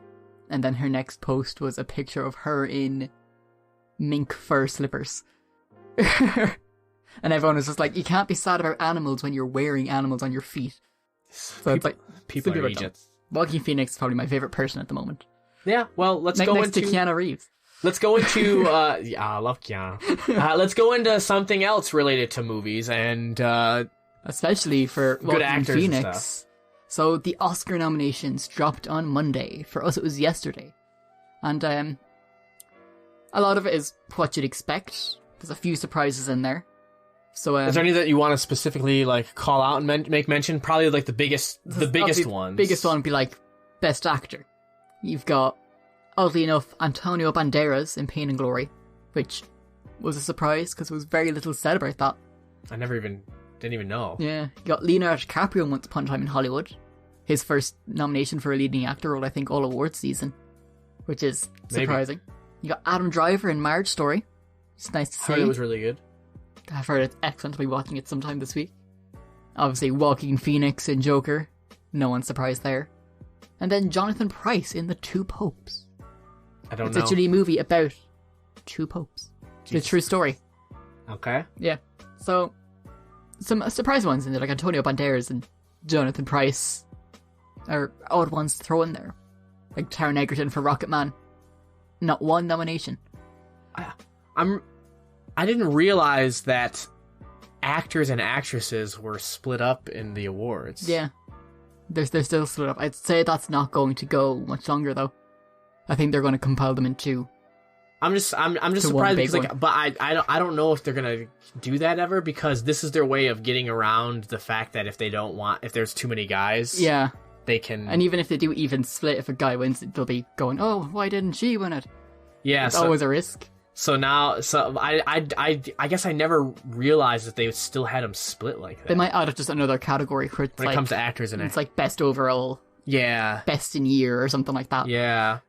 So they'll be leading actors. For actresses, you've got Cynthia Evero for Harriet, Scarlett Johansson, Marriage Story, Saoirse Ronan, Little Women, one of our own, Charlize Theron in Bombshell, and Renee Zellweger for Judy.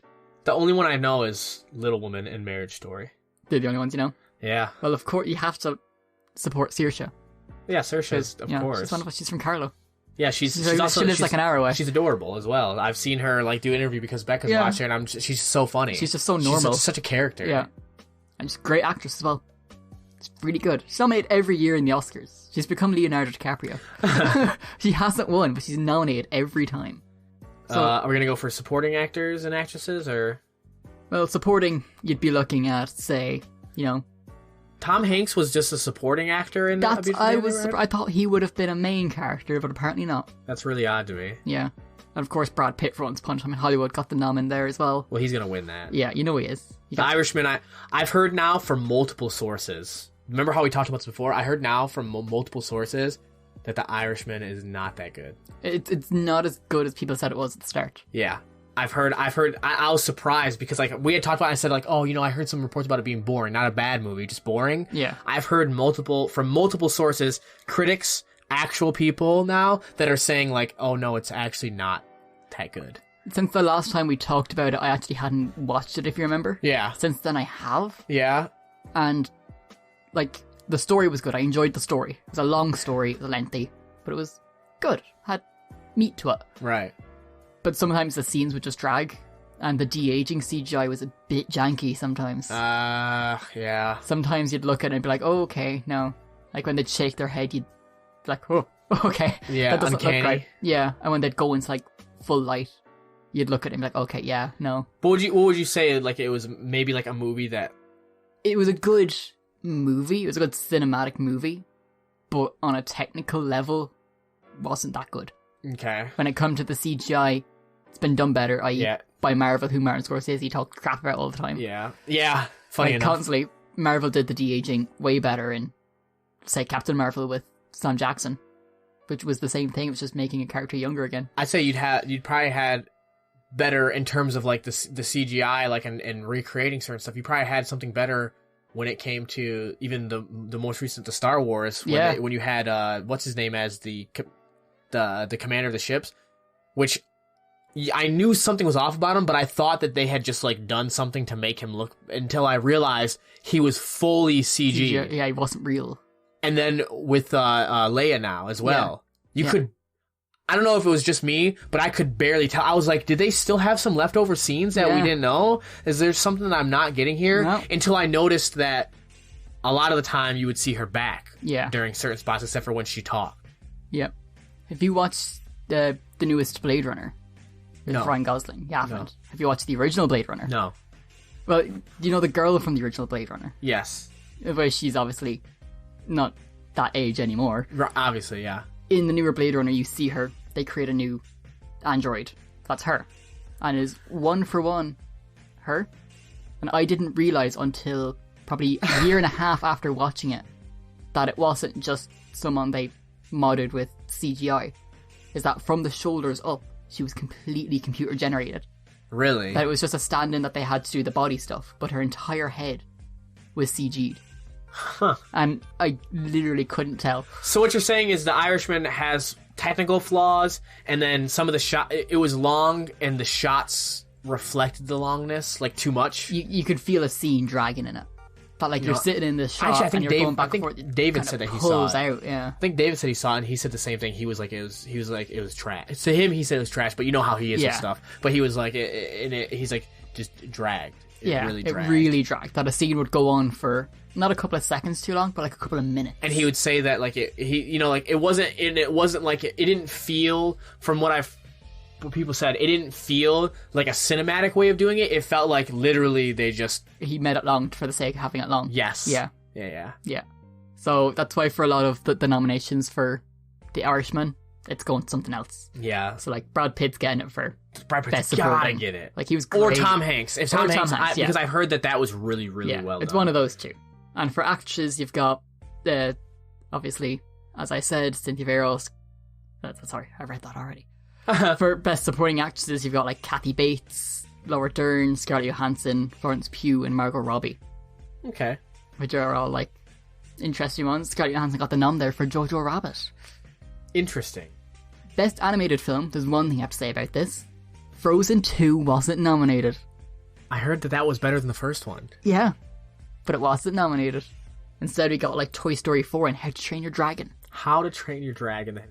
This is why I don't fucking care about the Oscars, though. Because, like, you look at this stuff and you're just like, what? Klaus? I don't think anybody saw that. I didn't see a single person talk about that movie. How to Train Your Dragon, The Hidden World? I didn't know they made another one. Yeah, the third one. The White Dragon.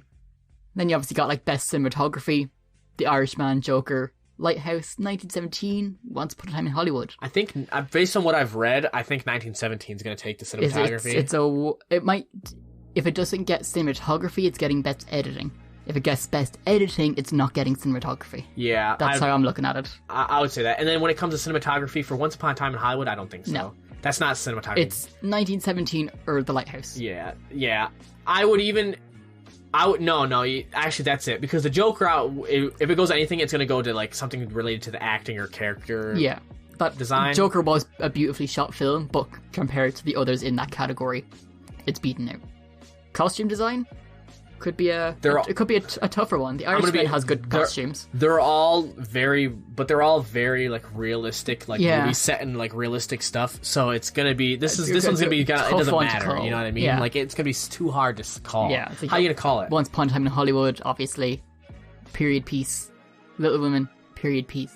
Joker. Sort of a period piece. I will say, I did like Joker, the way that they worked his costumes, like his outfits, and how they worked it into what his costume is in the comics and stuff, but it was still different and it felt unique, realistic. But familiar. Yeah, it felt like a realistic version of what you would expect the Joker to be like. And then it came from clothes he already had. Oh. Like his face makeup, his clown makeup, and his suit is his clown suit. He's just putting on stuff he already had. Yeah. Which I thought was quite good. Obviously, Jojo Rabbit is based in war times. Its costume design is actually very good. Because obviously you have, I could see that, Hitler and Hitler Youth and stuff like that. All very accurate. Yeah, I could see that. So it's a tough one to call. For Best Director, though, you've got some good ones. You've got Martin Scorsese in The Irishman, obviously. Achievement in directing nominees? So is that Best Director? Best Director, That's just what it is? Okay. You got Todd Phillips for Joker, Sam Mendes, 1917, Quentin Tarantino for Once Upon a Time, and Bong Joon-ho for Parasite. I didn't see that. It's a Korean film.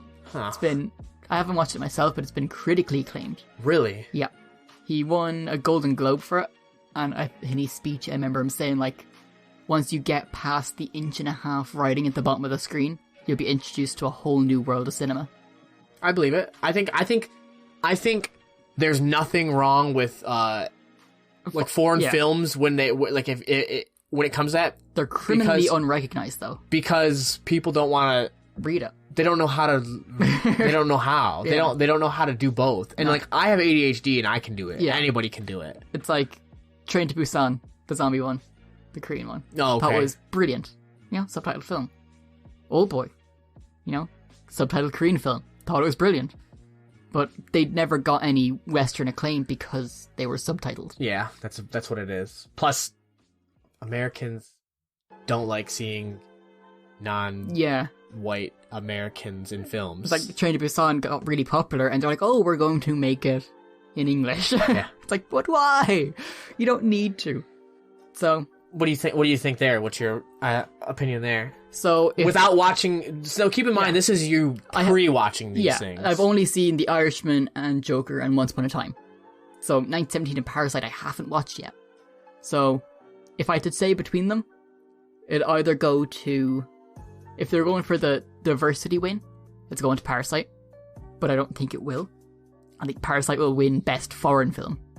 Yeah, and unfortunately, the way that it sits is that even though this is supposed to be worldwide, isn't it? The Oscars, as much as it's supposed to be, you're not going to see a foreign film win something that's not foreign film because of just the way that we are. Like you look at Roma last year. Roma didn't win Best Picture, but it won Best Foreign Picture. Yeah, I think Parasite's going to win Best Foreign Picture. So for Best Director, it's between Todd Phillips and Sam Mendes. Yeah, I think Sam Mendes will win it for 1917 just because I've heard it's so good. Yeah, this is the reason I'm giving Todd Phillips the rope as well, is that the biggest claim to fame he had before Joker was directing the Hangover movies. That's true, because he did. It is very well directed, but I think for me the best part of the Joker movie is the acting and the sort of like the feel of the movie, the feel of the characters and stuff. So I don't know how much of that is attributed to Todd Phillips, because obviously the director has a lot to say, but a lot of it comes from the screenplay writers as well. Even though he did, I'm pretty sure, co-write the screenplay. Let's kind of scoop down to something a little bit more. Here we go. Okay, so film editing. Film editing, funnily enough, 1917 didn't get nominated. That's weird. Even though it's a one-shot film, it obviously isn't in one whole take. It's edited together, but it's done seamlessly. Didn't get nominated. Instead, That's really weird. You've got Ford v Ferrari, Irishman, Jojo Rabbit, Joker, Ford and v Parasite. Ferrari? What the fuck is that? It was Le Mans 66 over here. The What's one that? with Christian Bale and Matt Damon. Never even heard of it. The one where Ford make the car. It was the racing film about where Ferrari were. Oh, yes. Ford make their car. That's stupid. Yeah. That movie. They called Ford v Ferrari in the States because they felt like people wouldn't know what Le Mans was in America. It's Harry Potter all over again. But see, everyone knows what Ford is. Yeah. And everyone knows what Ferrari is. So yeah, I guess fair enough. So it's The Irishman, based on what you said, probably not when it comes to editing. Not in editing. If I had to say, it would go to anything between Parasite and Joker. For editing? Yeah. The others seem very bog standard. Yeah, probably. They're the only ones with any bit of wavering in it. Best international film, obviously Parasite. There's no argument there. I didn't even know they released a movie for Les Mis. Yeah, Les Mis. Neither did I, frankly. I only know the one with was Hugh Jackman? Yeah. Yeah. Hugh Jackman? Yeah, it is. That one. It is. So original score, you don't even have to read the nominees. It's going to Star Wars. Oh, if it doesn't go to Star Wars, then criminal. Has to go to John Williams. Has John Williams is the one that's been there for all the Star Wars, right? He's done all them, and this is his last one. He's done with them. Yes.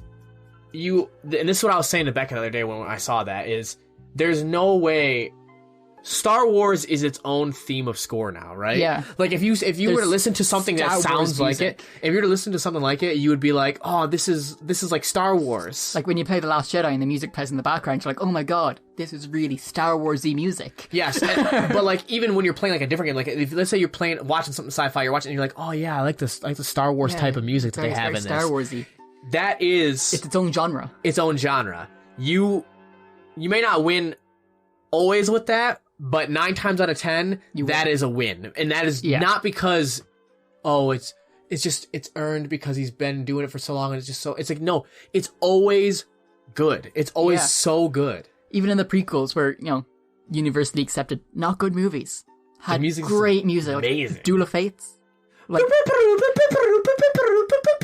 So, Star Wars, 100% wins that. I'm going to ignore that. So, best original song, it's going to go to, obviously, the one from Rocketman. Because it's Elton John. He wrote a new song with Taron Egerton. I don't know any of these songs. So, it's actually a new Elton John song that he wrote for his movie. That was something from Harriet's in there. I didn't even know. Is Harriet a musical? I have to watch it. I wanted to watch it because it looked interesting, but I didn't know it was a musical. So it's going to Elton John because it kind of has to. He's such a treasure and he's still alive, so it would kind of be awkward if he didn't. All right. You kind of get that. Sure. But best film has a bit of a surprise in it. It has 9 films in it. Usually there's not this many. Wow. So you've got Ford v Ferrari, or Le Mans 66, The Irishman, Jojo Rabbit, Joker, Little Women, Marriage Story, 1917, Once Upon a Time in Hollywood, and Parasite. Okay. What do you think's going in that? It's a hard one. To me, it's between 1917, Marriage Story, and Joker. I can see that. I think they're the three that are going to throw a fist first. Let's kind of go. Let's see if there's anything else here that sounds like just like real good.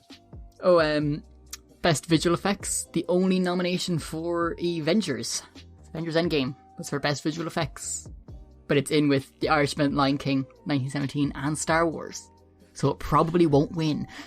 Well, The Irishman's not going to win. No, The Irishman won't win it, but like The Lion King. The Lion King, I heard, was really great with the visual beautiful, effects. And the entire thing is technically CGI. That's. I don't see Endgame winning that, but if we're gonna pick three winners in terms of visual effects, it'd probably be between Star Wars, Lion King. Yeah. I don't know what the visual effects are like in 1917. Obviously, I haven't seen it, so I can't say. But it's a war film, so I don't know if visual effects are going to be like a huge part of it. I would assume so. I don't see Marvel winning that. I just don't. No. And then original screenplay. That's a big one. That's a big one, yeah. So you got Knives Out. Funny enough, written by Rian Johnson, the director of The Last Jedi. What is Knives Out again? I know the one with what's Daniel Craig? It's like the whodunit film. It's like Clue. Oh, where, okay, he's the detective, and he's trying to figure out who the murderer is. Oh wow, it actually got good reviews. Great reviews, has made a lot of money, and has been greenlit for a sequel. Is it funny, or is it a serious, or what is it? It's a mystery. It's kind of like, it's a mystery, but it's kind of like dark and a modern funny. whodunit. Yeah. Okay, yeah. So it's that kind of weird campiness. Got it. You got Marriage Story, 1917, Once Upon a Time in Hollywood, and Parasite. I can see that going to Once Upon a Time in Hollywood. I was just about to say, if Once Upon a Time in Hollywood has the highest chance of winning anything in this, it's going to be for this one, just because it's such an original take on something that's... Every year Quentin Tarantino is nominated for Best Screenplay, he wins it. Yeah, I see this 100% going to him. Because even if what 1917 is, that's like a familiar sort of story, right? I don't know the story behind Parasite. Marriage Story sounds pretty... Good screenplay, but it's just marital disputes. Knives Out, it's just a whodunit. It's a classic. Once Upon a Time's the only wild card. But that's like its own thing. Yeah. So it's like we're taking real events, but not following the real events, and then turning said real events on their head. So I think overall, we got some good nominations in there. Not gonna lie. You probably expect a special episode not too far away where we talk about said nominations. Yeah, and who wins? Once I get all my watching done. But to tie up the podcast today with our last tidbit of movie news, we got a trailer for Morbius. Now, Kyle, for those who are not in full understanding of who or what Morbius is and what role... So 90% of the population would be in that boat. Yes. So Morbius is a Marvel anti-hero, I suppose. That's how you best describe him. He is a doctor, Michael Mobius, who tries to cure an affliction that he has. In the process, turns himself into a vampire, becoming, quote, Morbius, the living vampire. I don't know why it's the living vampire, but... Because he's not undead. He's not an undead vampire. He's a living vampire. Did that just hit? Yes, there's a difference. Vampires have to die for them to become vampires. So he's a special... I suppose that makes sense. He does kind of People forget that a vampire is undead. That's true. And that's why crucifixes and sunlight and stuff is all supposed to be bad. Does it work on him? It's because but he's a living vampire because he's more of a medical vampire. Yes. Like a medically induced one. Yes. So yeah, he's quite literally a vampire, and he's an anti-hero. So he does everything you'd expect an anti-hero to do, but he does it in a very vampiric way. He's a little bit more, I guess, bad, would you say? Yeah, he's a bit more violent and... Because he's violent. He's like a Venom. Akin closer to how the Punisher deals with situations, where it usually ends in a lot of blood.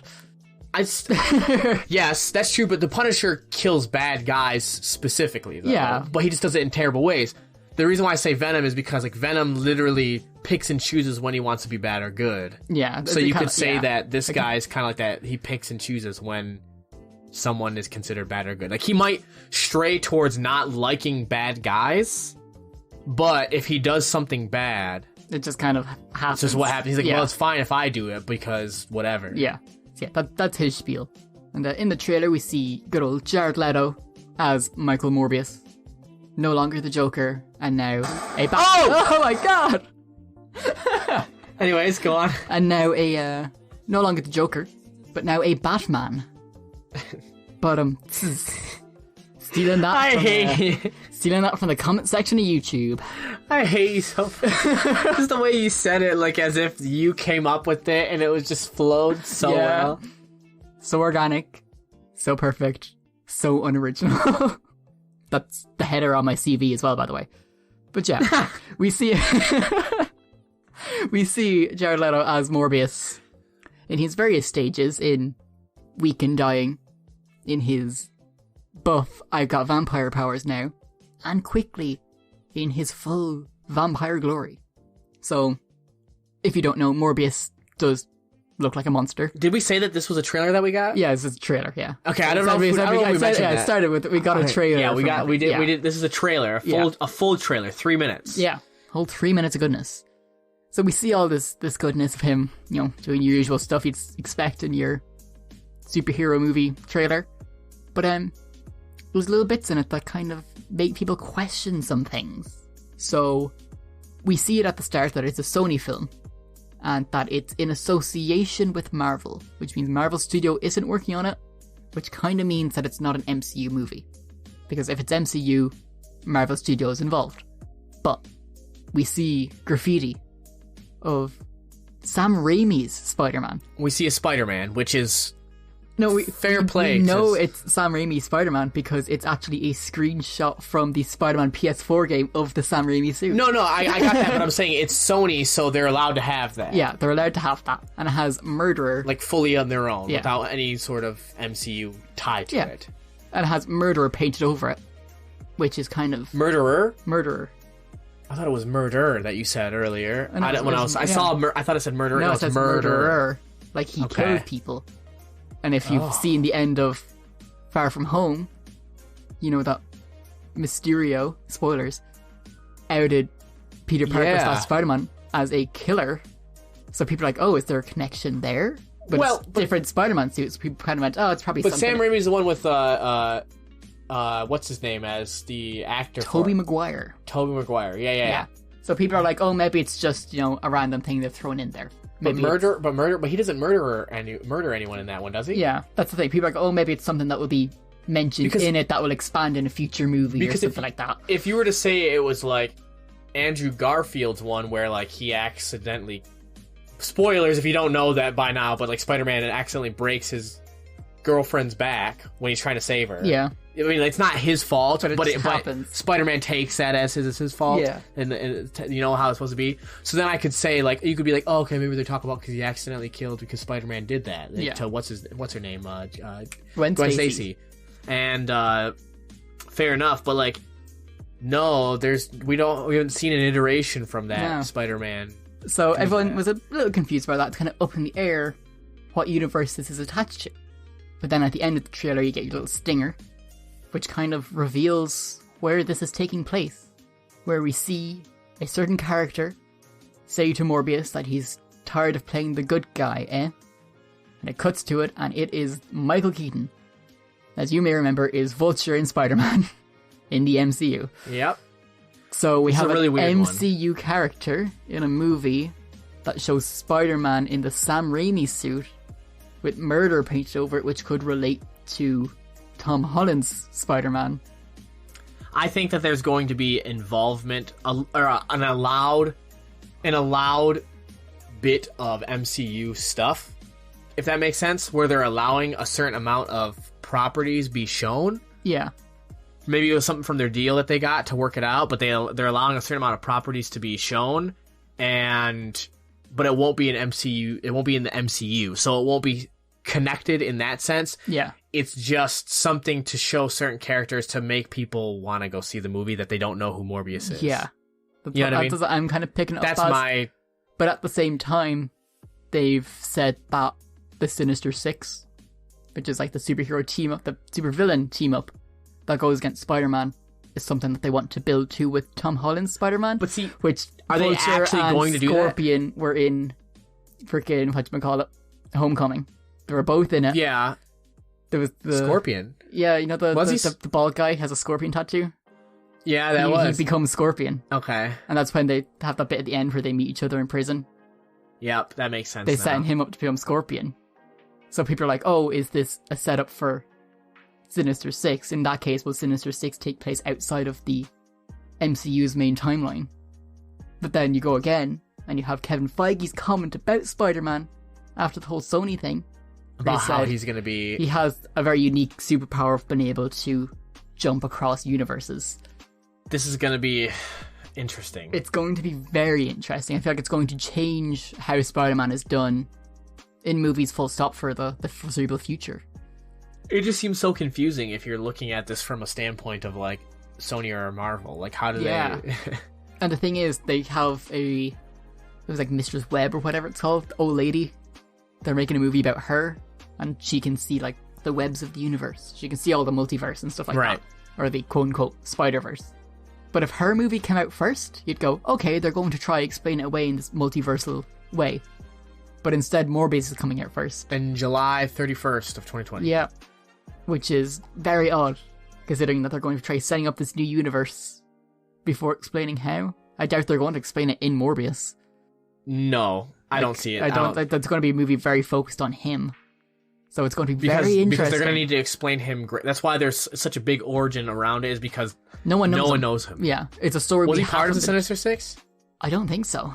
So then... He's not a bad guy. Like, he's an anti-hero. He doesn't... He works with villains, but he doesn't do villainous things. Is this going to be a potential team up into a Spider-Man movie where he's going to help Spider-Man fight the Sinister Six? Because how is Spider-Man going to fight him all himself? Because Spider-Man's blood would be very sought after by Morbius, i.e. being a vampire, be unique. Hoping that it might cure him. Because he got the powers of a spider without turning into one. Mm-hmm. Maybe he can use that to turn himself back to normal, but keep his by understanding the concept of how that was possible. I.e. Green Goblin's motive in The Amazing Spider-Man 2, where he has his disease and he wants Spider-Man's blood to cure it. Oh, this is all really confusing. Yeah. But, I don't know, we watched the trailer, in terms of the trailer, it looks good. It actually looks pretty decent, yeah. Like, I don't know if I would say, I keep bringing it up because it's giving me flashbacks of it, especially because of just, like, who it's being, created by and all that stuff, is if you want another movie like Venom without having to watch Venom, this looks like it's going to be another one where it's not bad. It's pretty good, actually, and it's enjoyable to watch. But it's not a cinematic masterpiece. But you're not going to... It's going to be like that controversy, like, critics might shit on it, but the average person is going to enjoy it. Yeah. And it's going to do well, I think. And it's also quite exciting because, obviously, we know Blade has been introduced soon. In the next, year or two. And they have a big vampires. They have a big rivalry, apparently. Yeah. So. They could tie into that, maybe. Oh, there's just so much. There's so much speculation. We could talk about that all night. But we're not going to. Because we're tired. And that's the end of the podcast. We hope you guys enjoyed listening to these topics. As always, if you have anything that you'd like to ask us or anything you'd like us to talk about, just please send a carrier pigeon. Send a carrier pigeon. Send it to... I was gonna come up with some bullshit thing, but I really didn't feel like it. It's like I've seen the effort just drain from your body. Literally. The arms went up and then it was just deflating. No. Send us a message on Facebook or Twitter, or let us know, and we have no problem talking about certain subjects or asking certain questions, and we'll talk about them in the next episode. But as for us, I think that's it for this week. Yeah.